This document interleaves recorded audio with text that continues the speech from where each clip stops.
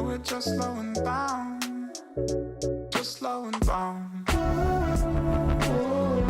Hi everyone, welcome back to a new episode of Dare to be Fearless. The last time I was in New York, I had not changed the name of the podcast, so I'm officially back now and it feels like a new era, having totally changed the name, even though it obviously resonates, I think, even more with my entire company, which is Be Fearless. So that is really why I changed it. Before I get into this episode, make sure to check out Metro Podcasts, which is where I'm filming all the episodes in New York, and I'll also put more in the show notes about the studio and how you can book on your own. So a very common question I always get asked is how to scale or build a personal brand, the amount of downloads that you need to get sponsored on a podcast. I think in this day and age, the term coaching and people having business coaches as well as trying to be coaches is incredibly saturated. I would say even more saturated than the space of podcasting. It feels like everyone is a coach, but then everyone seems to need a coach. That being said, I am a very firm believer that there are certain people out there who truly are incredible at that particular skill of coaching. A few months ago, maybe almost half a year ago now, actually, I was part of a Slack group that Verizon Media, wireless, whatever, had started. And I won a giveaway that was basically like a 1-hour coaching call with today's guest, who I will introduce shortly. And I did this call with him. And you never know, like going into a free giveaway, especially something like a phone call, I kind of was like, I had no expectations, I'll say that. However, I did look up Terry prior to the call. I was aware that he wrote for Entrepreneur. I was aware of a lot of his work, but it wasn't until I spoke to him during this phone call and then actually hired him afterwards to help me on my business that I realized this guy is not only incredible, but has such a unique perspective on business and how to really monetize your brand as a creator. I thought I knew everything, and I knew nothing before I started talking to him. So I've got Terry Rice on today. We're gonna talk about how to start your journey as a content creator, how to actually make money off of it, and why you may not need to go to college if this is what you want to pursue. So thank you for giving me that free phone call. You changed my life, and for coming in today. So I would love to kind of have you start with, how did you get into this? You have done a lot in the business world, scaled really your own career as a creator, but also obviously have this massive business behind you that's not just content creation. First of all, I am so impressed with how you just presented that whole Really? lead up to me. Yeah, like Thanks. it's great to see a master at work, Yeah. and you're totally crushing. You said you don't know anything. Clearly you do. So just want to acknowledge that. That would have taken me like 20 takes.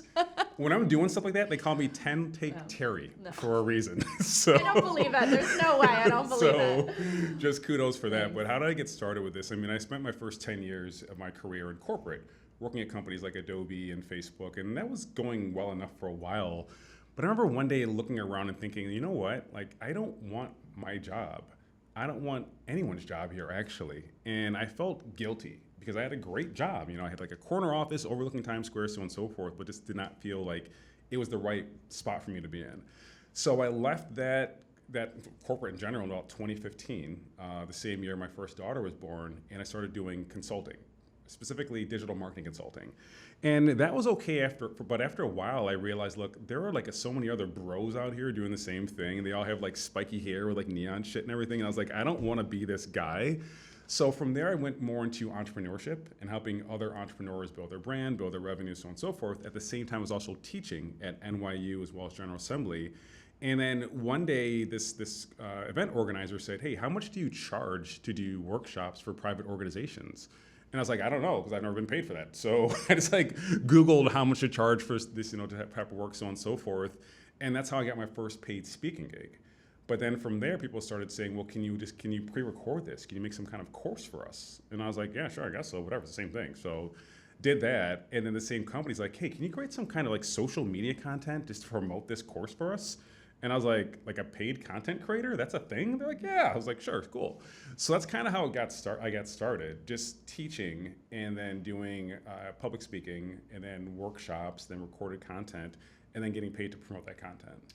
So what year was this? Because nowadays, obviously, content creation and UGC, it feels so natural for people to talk about it. But I mean, when I started in 2011, this was not really a thing. Yeah. And when those brands were asking you for that, was this a common thing that people were doing? Yeah, this is back in like 2016. Okay. So I started after you, but even today, like no one really knows how much to charge, like or how much to pay. So that's where that imposter syndrome can creep in. You're like, how much, should I be billing for these things?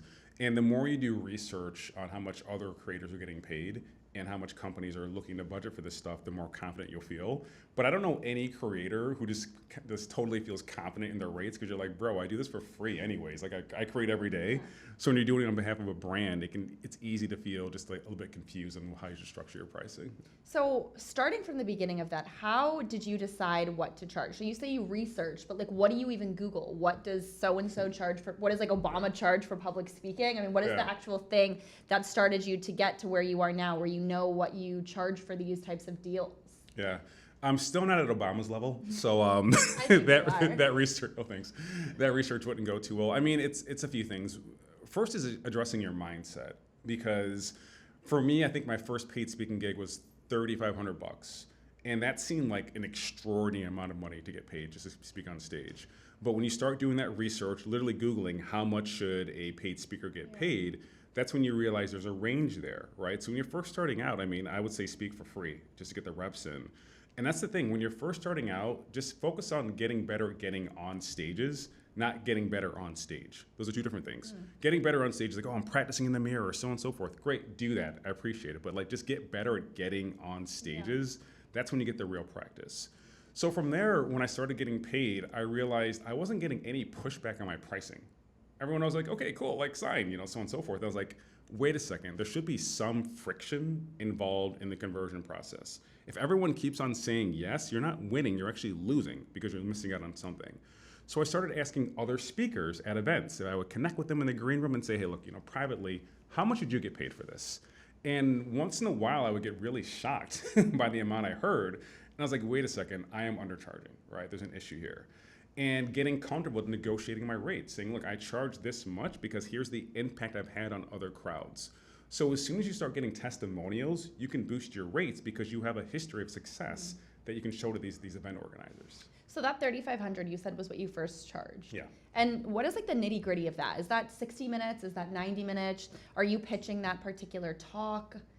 Yeah, normally they're between 20 and 60 minutes, but really what you want to pitch is outcomes. It's not like, here's this talk about so on and so forth. I would say, look, I will transform your employees' opinion on this or the way they approach this. And one of my favorite quotes is, knowledge uninvested in labor is wasted. So I'll tell these organizers, I won't just get up there and do a keynote, I'll give them homework they can do over the next 30 days. And if you want, I can come back and give feedback on that, or you can do so internally as well. Because what I'm trying to do is increase the perceived value of me speaking there. It's not just the 60 minutes or the 30 minutes, whatever it is.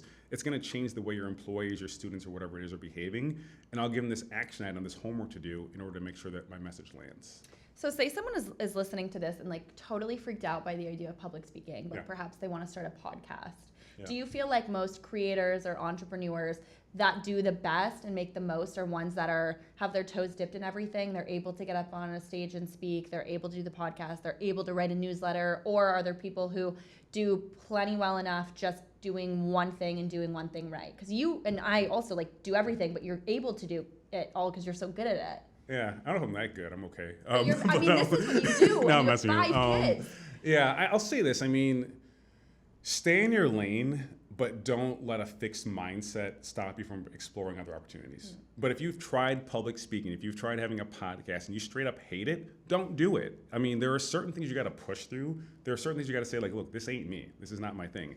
I'm really good at written content. I'm horrible at videos. Why would you not just double down on written content and not do the videos, right? So I think it's easy to see all these examples of extraordinary people like you who are doing it all, speaking, writing, all these other things, but it's like, don't let comparison be the thief of joy. If you are really good at writing and you're excelling at it and you enjoy it, stick to that. You don't have to do everything. And I think it's weird that sometimes we're expected as creators to be able to write, to be able to create content, to be able to speak. And it's like, dude, like, I didn't go to school for this stuff. Yeah. You know what I mean? Like, I'm just making it up as I go. So I would not put that pressure on myself. I would say, what can I do consistently and actually enjoy while I'm doing it. I was actually in a call with UConn the other day, and they said that they're about to, I think in 2025, start a a degree in like content creation and influence. I don't know, that really freaks me out. I don't know what you think about that. But to me, like for someone to pay to go to college to learn that, I don't know that I agree with that, but I don't know. What do you think about that? It feels panicky, but for good reason. And what I want to share is this, like, even on my end, through my agency, it's called Hey Creator, we're building curriculums for colleges to teach their students how to become paid creators. Because we know there's a huge deficit there, right? You have all these instructors who have never been a paid creator. They might be good at marketing, they might be good at creating content or something, but they don't know what that life looks like. So for UConn or any other university, they have to do this. Otherwise, there's not as much of a reason to go to college, to be honest. And again, with my children, we're saving for their college, but I'm like, that might just be a deposit for their house. Like, I don't know if they have to go to school, because if you want to do marketing, right, if you want to do content creation or whatever that is, who says you have to jump through all these hoops, go to 4 years of school, beg some company to hire you with no experience, get underpaid for the first X years, and then you finally had your breakthrough? You can just do it right now, you know what I mean? So I think the more that people realize, like, I don't need this intermediary between me and my dreams, they will stop going to college. They will just pursue courses online or just do mentorship to learn how to hone their craft. So for me, it's really exciting, especially with AI and automation making things so much easier. I don't see a future necessarily where all my kids go to college, unless they want to be like a doctor or some kind of like engineer. You can just make your own path. You don't have to like worry about someone else giving you a chance. You can just create it. But wouldn't you also say that that mindset is why some people are entrepreneurs and some people aren't? Because most people can't just wake up, create their own schedule, build a business. I mean, ideally it would be great, but everyone I think in the world would then be a billionaire, because that's why so many people are not entrepreneurs. I'll say this, it's never been easier to be an entrepreneur, like ever. Doesn't matter like where your background is, if you went to college, even if you graduated high school, there's so many tools that are low cost or no cost that enable you to be an entrepreneur. It's never been easier. That said, some people love structure. They love being told what to do. Like one of my friends from business school, she's like, I love my job. I love coming in and just knowing exactly what I have to do and then going home and forgetting about it. So if you love that structure, there's nothing wrong with entering corporate, right? But even as an entrepreneur, you can give yourself that structure, but you have to be disciplined, right? Because you report to yourself. So therefore, I think it still opens up the lane to entrepreneurship, but just realize you have to create that structure for yourself to be successful. So when it comes to you just like determining your schedule and whatnot, do you like this lifestyle more than the one where you work for, one job, like your corporate lifestyle? I mean, what's the best part that you like about entrepreneurship and the worst? I mean, everyone says this, but it really is the flexibility. I mean, at any given moment, I can take my kids, I can chaperone their trips. If they forget their lunch, I can drop it off for them. I can work out at noon. Nobody asks me where I'm going. I can take Friday off if I want, right? At the same time, if I want to like hustle and like work Tuesday night because I have some pitch I want to get together, or I really have this streak of content creation that I don't want to get off. I'm doing this, Saturday night at like midnight, I can do that. So the freedom is amazing. And I think that's where the mindset comes into play as well, right? Because we were talking earlier about creating online courses. I can sell one to you right now for $100. Great, made $100. Or that same course, I can license that to UConn and say, hey, if you really want to prepare for like these creators who are coming to your college looking for this information, I can license this course to you right now for $100,000. It's cheaper than a professor and it's good to go right now, fall 2024, so on and so forth. So that's the ability, you have that autonomy to just maximize your income based on your own creativity and your perspective and your background. That said, I mean, it is nice having a steady paycheck, right? I mean, I remember like I was tempted to go back to corporate years ago because one of my old companies, Adobe, called me and like, hey, Tara, we have this great role for you. We think you'd be amazing, so on and so forth. It comes with all these stocks and bonuses and so on and so forth. And I was like, you mean I can be done with all this hustling shit? Yeah. I can just get like a paycheck like a normal person? But you had already done it before, so you knew. I had, and that's the benefit of journaling. I wrote down every day, I write down my gratitude list, and autonomy is often at the top of the list. That's why I couldn't go back, right? So corporate has a lot of advantages, including a steady paycheck, but like you also suffer identity foreclosure because you're being told who you are and you can't explore it as much. Interesting. Oh, and I never thought about that because I've really never worked a corporate job. So like the hustle thing, I've been doing it for years. So sometimes I do think like, wow, maybe I should just get a job, but I don't even know where to start. So I have to interview people who have done it before to like give these kids advice because I don't know. I have no idea, but I know like the job market right now is apparently terrible. I wouldn't know. But Yeah. but that's why, like, as an entrepreneur, you really have to focus on getting your MRR up, Yeah. your monthly recurring revenue, because otherwise it's feast or famine. So you want to lock in ongoing contracts, retainers, whatever it is. That should be your first step. And even with retainers, you can charge a bit less than you normally would, just for the safety. Yeah. Like, if you know every month I'm making at least $5,000, $10,000, $20,000, it's easier to take Friday off, Yeah. right? But when you're feast or famine, you're like, bro, I can't take a day off or a minute off because if I don't work, I don't eat, right? So I think you can get rid of a lot of that anxiety just by locking in longer term partnerships, whatever it could be. But like, if you do that, you won't be as anxious all the time. How much are you pitching versus you getting pitched? I am normally getting pitched, but I also position myself to get pitched. So what do I mean by that? What I'll do is I'll make a list of like 40 people I want to know or be known by and who are also active on social media. This is huge. I'll then follow them. I have a spreadsheet with their URLs for their whatever profile it is, and I'll comment on their posts frequently. And that comment also has to include a question, because when you have a question in your comment, you're more likely to get a response. That's how you build relationships. So on my end, I'll find someone who works for a brand that I eventually want to partner with. I'll follow them for months online and eventually say, hey, by the way, I understand you look for sponsors or for partners to do X, Y, Z. I have an idea. How about we do this? And when you pitch someone, don't just say, I'd love to work with you. Say, I'd love to work with you. Here's an idea for a campaign I have based on your initiatives and what I've seen on your website. Because that way you're already forming this alignment. You're doing the work for them. Could you please give an example of a time where you followed said person and it worked? You told me a few on our phone call, but like of a brand that you really wanted to work with and you kind of waited the long game and then it paid off. Yeah, I'll share my favorite example, and this was actually done on accident. This was done, I meant to build a relationship from this one, not build a partnership. But on my end, I saw this woman. Her name's Isa Adney. She works for a company called ConvertKit. They do like email marketing. She commented on a friend of mine's post, and I just love ConvertKit, the platform. And I don't want to turn this into an ad, but if you're doing email marketing, it's a great platform to consider. So I commented on her post, and then she replied back to my comment. We go back and forth for a while, and then we're DMing each other. And I was like, by the way, I use ConvertKit. And she's like, really? We should do a case study about you. I'm like, that would be amazing because I'm on their website, get a bunch of traffic, right? So that goes very well. And then they said, hey, you know what? We're doing this book called I Am a Creator. Can we feature you in that too? I'm like, yes. If you're going to put me in a book, correct. This is all for free. I'm like, yeah, that'd be incredible. Then they're like, hey, we have this conference coming up in Boise. Would you like to speak there? It's called Craft and Commerce. So pay to speak there as well. And I'm on stage. I was like, yes, that's amazing. After that, they're like, we do these documentaries once in a while on people who have amazing stories to tell. Can we create a documentary about you? We'll come to your home. We'll film you and your family. It'll be amazing. Yes. So from one comment on social media, I got the speaking gig, I got the book mention, I got the case study, and the documentary. These are things that I like doing because it requires strategic patience, but when it hits, it really, really pays off. So again, that's why that list of the 40 people you want to know or be known by, it's so important, and just stay consistent with engaging with them. And when you went to do that speaking engagement, did you tell them at that point, this is what I would charge? And they said, okay. Was there any negotiation? There was a negotiation. I said an amount that was higher than they want to pay. Always. But that's good though, because I think we're afraid to hear no. Sure. Sometimes it's not no, kick rocks. Yeah. It's no, not at this level. We can't do $100, but we can do 70. And if people want to work with you, they will find a way to work with you. You might have to get a little bit flexible, but I think we're so afraid to hear no that we underbid. So I always say, you should charge an amount that you're afraid of and then add 20%. Interesting. And I actually did that myself because I can't preach it and not live it. So I've done that constantly where I'm like, whatever I'm afraid to charge plus 20%.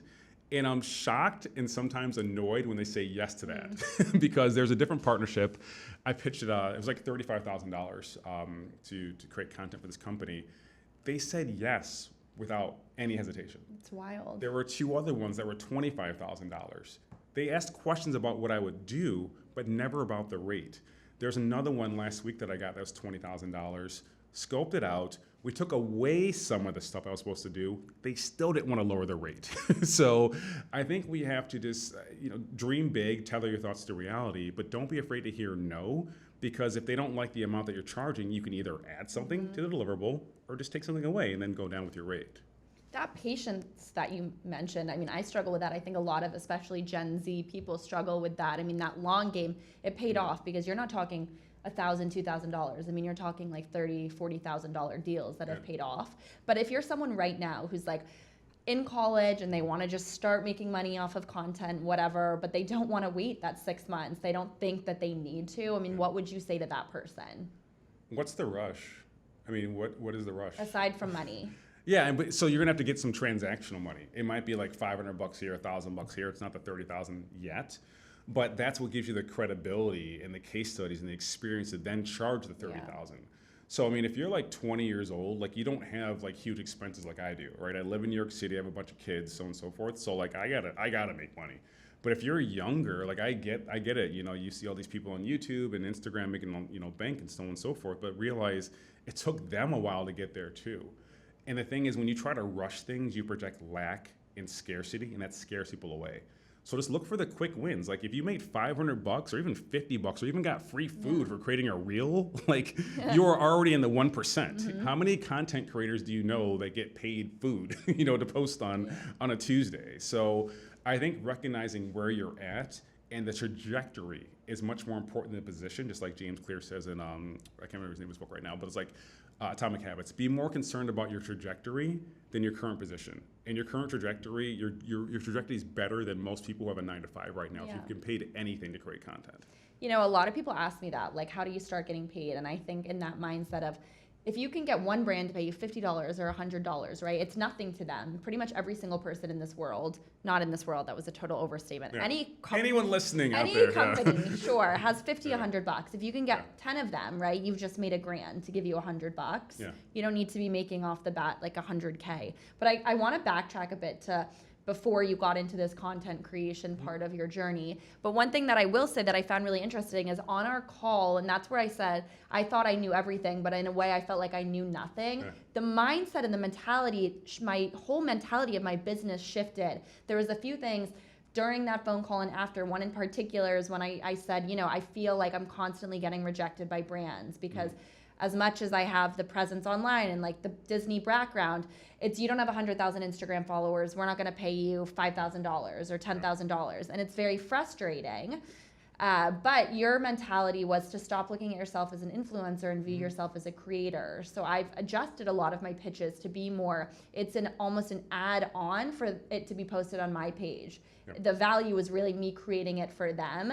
And I would love for you to go into that because I think that most people will not hit that 1 million, 100,000 following. They will stay in that 5 to 10, maybe 15,000 following for most of their career. Yeah. But how can you monetize that?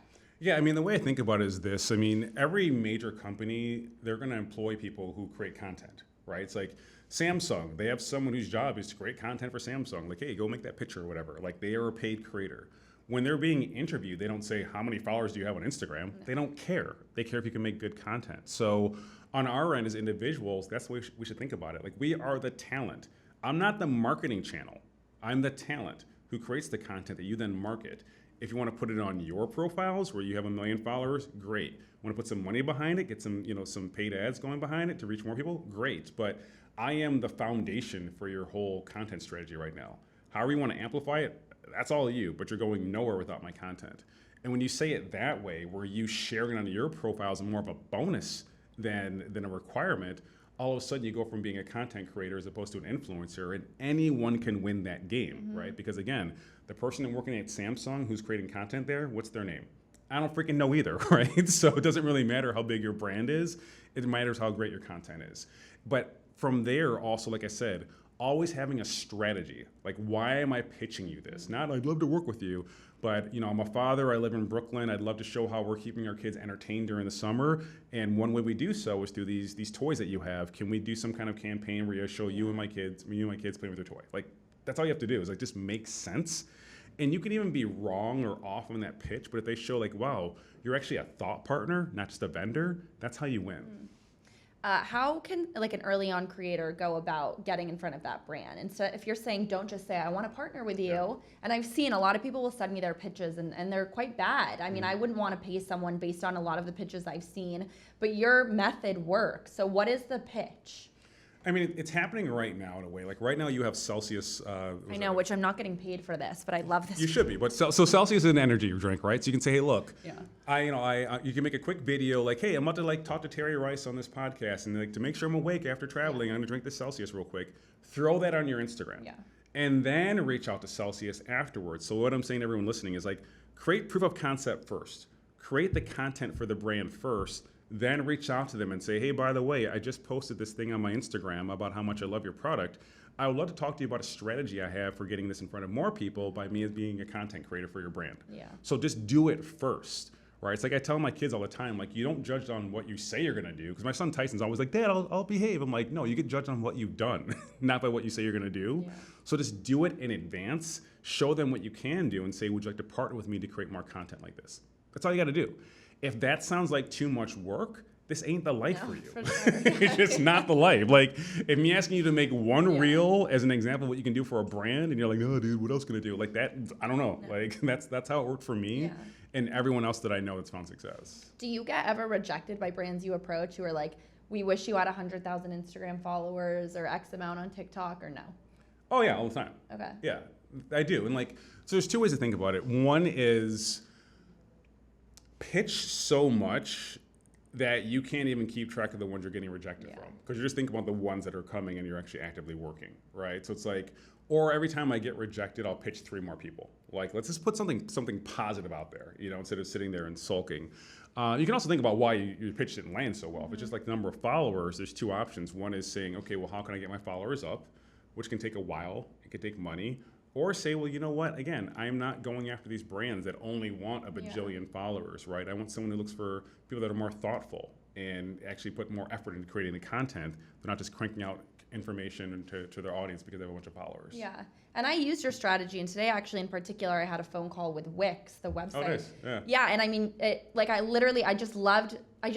adore you, but the fact that I was able to essentially switch my business model based on something that I thought I was doing right, but it was constantly not landing, and it was the smallest shift in a way, but it was that connection on LinkedIn. It took about 2 weeks for this phone call to come to fruition. I had to find the right person because the first person I reached out to was he needed to connect me with someone else. And now it seems like there's a ball that can kind of get rolling here. And something you also do that you showed me on your call is, in particular, you worked with Fiverr at one point, and you made a whole not Canva, it was a presentation. You paid someone, I think, on Fiverr, right, to make this pitch, and then you sent it to Fiverr? Is that how that worked? Yeah, and they're still a partner, by the way. That's about to get renewed. So what I did is I used ChatGPT, first of all, and I said, I want to be a spokesperson for Fiverr. Here's all this information about me. So I write for Entrepreneur Magazine. I have a podcast called Reclaim in Advance, so on and so forth. Now give me 3 good reasons why Fiverr should hire me, and make categories based on what I've given you. So it spit that out, and then I went on Fiverr and I said, hey, look, I need someone to create a deck for me to pitch Fiverr. So I found 3 people to do the exact same task. I always do that because I don't really want to go back and forth about my vision for the deck or like, you know, anything like that. Like, hey, you do your work, I'm going to pay you for it. And I picked from the best person who did that. So I started this process on Friday. By Monday, it was done, and I gave it to Fiverr, and that got approved. That's wild. Yeah. And who did you find there, or they had reached out to you? They reached out to me, but let's share that whole story, right? Shoot, back in 2018, a company called SEMrush hired me to do some kind of presentation that they were doing, some virtual presentation, like 80,000 people tuned in, awesome, right? So I maintained a relationship with SEMrush because whenever you get paid or partner with any organization, you have to stay in touch. You have to stay in touch. Every quarter, reach out for some reason, right? Congratulate them, ask them the question, pitch their opportunity, whatever it is. So with SEMrush, I stayed in touch with them for several years after this. And then in 2022, they asked me to be the face of this thing called Global Marketing Day, which again has 80,000 people signing up online. While I was there, this woman from Fiverr was on a panel that I moderated, got in touch with her. She then started they then started sponsoring one of my podcasts for a very small amount, not a lot. Built that relationship up, delivered great results, and that's what made them eventually want to say, hey, look, we'd be interested in having you as our spokesperson. You're not the only person in the running. Can you give us like a few bullet points on what you would do and why you'd be a good fit? Instead of me doing that, I made a full presentation. So I like over delivering, because if you really want to win something, don't just do the bare minimum. You know what I mean? Like, don't just be average. Why would you do that? So on my end, I put in more effort, but again, I'm using AI. I'm using freelancers that I'm finding on Fiverr to make it happen. It took me 3 hours and it was done in 3 days. And if they had rejected it, would you have felt like that was a waste of time? No, because even since then, I repurposed that same deck for other brands. So that's the thing. It's like the work you put in, the foundational work on a pitch, on a strategy, whatever it is, you can often keep 80% of it, tweak 20, and then from there you have a brand new pitch. How the hell do you balance this while being married, while having 5 kids? And like you work out, I mean, you're like the epitome if there was, I think, a male person watching and they like wanted to be just like a go-getter and successful and a good dad and a good partner. I mean, how do you do it? A few things. One is with my wife, every day I pretend like I'm going to propose to her the next day and I want her to say yes. So I'm like, how do I have to act today in order for her to say yes tomorrow? I'm like, okay, for my future husband. That's one. And then with my kids, I think, how do I want them to remember me when I'm gone? And then I act that way today, right? So it's like, it's just being very clear about the vision you have for your future and what you can do right now to live there. In regards to business, I just focus on power moves only. Power moves only. So if I'm pitching someone for a partnership, it's not going to be for $500. It's going to be for $50,000. So that way, if I have all these partnerships out there, 1 or 2 of them land, that's bank, right? But if you're only charging $500, you can get 20 of those and you're still not gonna make as much money, right? So it's really being as efficient as possible with your time, being very bold, being fearless to your point, not being afraid to hear no, because you can easily get a yes for like $500 here, $200 there or whatever, but those $50,000 ones, the $100,000 ones, like the one today is $180,000 I was telling you about, when that hits, that hits. Yeah. And if you think about it, like all you have to do is thoughtful pitches, right? Like to actually build a real strategy that makes sense. And then from there, you're more likely to find success. What do you feel like makes you fearless?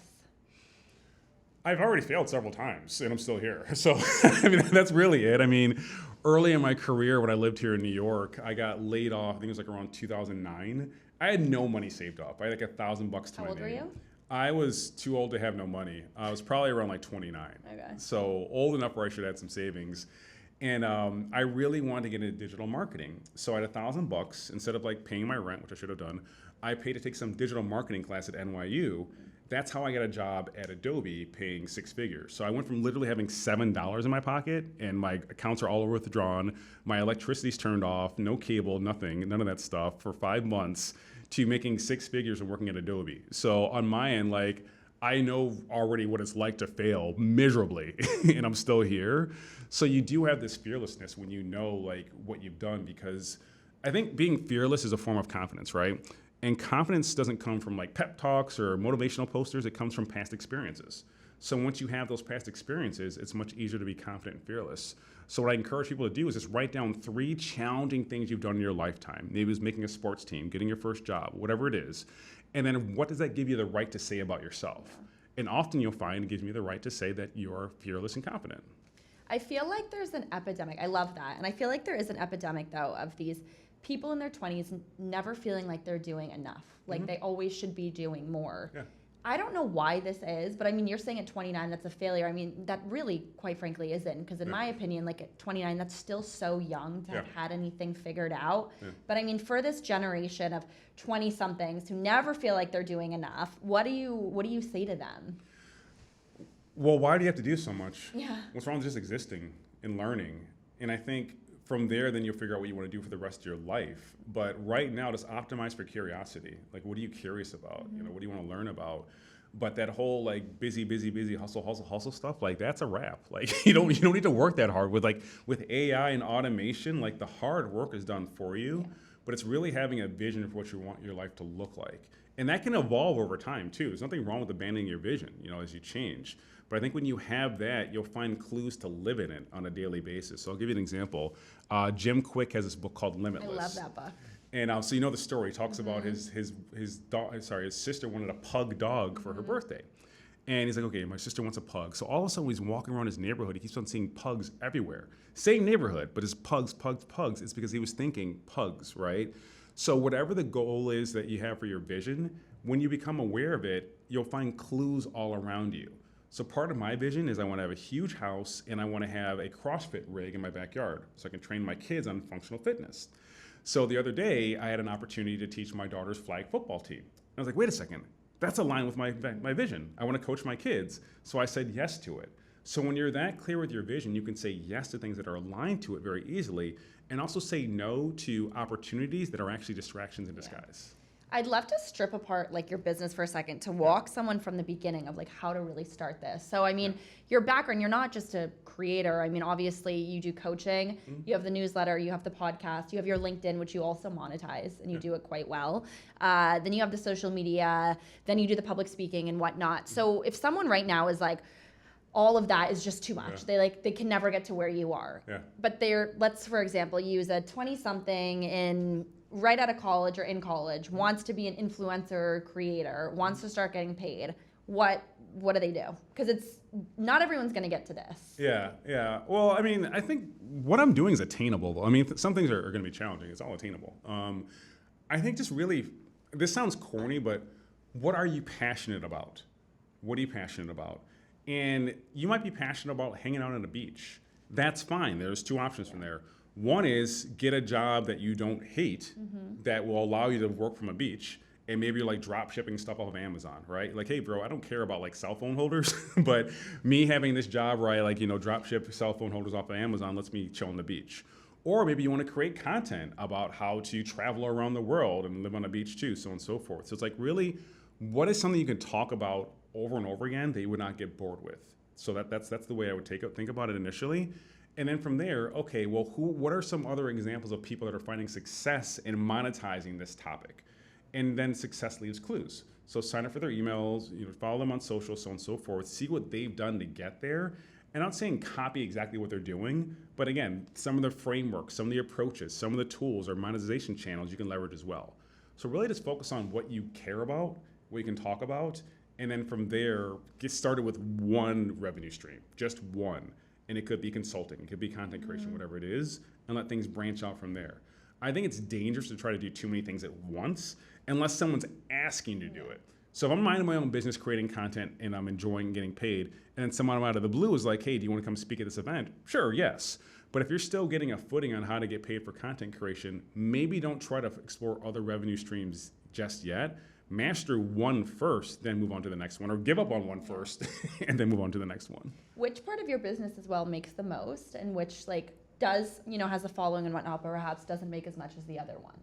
Yeah, I mean, my agency by far makes the most, but if we're talking about the creator part of my business, it's brand partnerships. It just is, because I can coach someone and charge them like $700 an hour. That's great, cool, awesome, do it. But the brand partnerships, that just brings in bank, because I'm working with organizations and my impact is scaled across their organization too. So think about it, like with Fiverr, they have 4 million people on their email list. So when I create content for them, it goes out to 4 million people. So they can clearly pay me a lot more than an individual would. So that's why these brand deals for me are so important, because you can lock in monthly recurring revenue and you can get paid a decent amount because your impact scales greatly. But what if you perhaps, how do you set yourself apart, right? Because we have been doing it for a while. So I think being able to say you're an expert, that takes time. It takes a certain amount of experience that, again, a lot of people don't necessarily have the grit and resilience to get to having fallen down and getting back up and have those larger experiences. So at what point can you really say that? I'll say this, you asked how do you set yourself apart? I think it's being fearless, and I'll give you an example. So my daughter is performing at some school play, and my son Tyson, it's always Tyson that I'm complaining about, by the way, if you notice, he wanted me to pick him up, and I'm like, Tyson, chill. So he tried climbing me and pulled down my pants in a crowded theater. And I'm like, what the heck? So I didn't get angry at him. I was embarrassed, and it was kind of funny, but it really stuck with me that moment, how I was so regulated in my emotions that I'd not get angry about getting de-pantsed at an elementary school. Are you okay? At 44 years old, yeah. So I wrote about that on LinkedIn. Yeah. I was like, hey, here's this story about how meditating actually helps because my son did this and I didn't freak out. So then this company called Fatherly, or a blog called Fatherly, discovered that, and they're like, hey, can we write about you in our magazine? And they have 4 million followers on Instagram. So I was like, you want to write about me getting my pants pulled down? They're like, yeah, that'd be great. I'm like, okay, whatever, dude. So did that, got a media placement. From there, Google reached out and said, hey, would you be interested in doing a talk here about how to be a high performer at home and at work? And I was like, yeah, dude, like that would be great, right? So now I'm speaking at Google. So you're asking me, how do I set myself apart? Most people would not talk about getting de-pantsed on LinkedIn. They just wouldn't, you know what I mean? So me being fearless in doing so is how I got this media mention and a paid speaking gig. That's what you have to do. Yeah. It's finding the nuances in the stories that you have and then sharing them in an authentic and engaging way and not being afraid to look a little foolish sometimes. Yeah, and I think that's my problem with a lot of people who want to embark into this path is they lack authenticity, but they obviously want to get to the end goal. But all of those steps in between, they don't want to put in the work because they think like they can at one point post one video, it'll go viral and they're set. And I think there are cases like that, but really the people who do the best are who are the ones who are in it for the long run, right? Like how often do you see a billionaire entrepreneur, someone very successful who posted a viral video and then like it was just that for the rest of their life, right? Yeah, and that's why I like your content, because you had this one video where you were calling people that you met at, I think it was like London Tech Week, who had ghosted you, and you're like, hey, what the heck's up? Like you actually recorded yourself doing these phone calls. Most people are afraid of cold calling in general. Most people are afraid of calling someone who ghosted them. And a lot of people are afraid of being on video. You did all three, like in one content piece. That's why you will win. You are winning and will continue winning, right? So it's like, it's just not being afraid to look silly, to give something new, something like a different perspective, to show that you've lived it, learned it, and that's why you're teaching it. I think that's why you win, and that's what more of us need to do. And I like what you said as well about being curious. That's something I really find about myself. I also think a lot of entrepreneurs that do really well are a bit naive. They go into things not necessarily having any expectations. Even with that video, right? It was so nice that you said that, but I also received a very uncomfortable email from the poor guy that I almost felt like such an idiot because his business card was in it.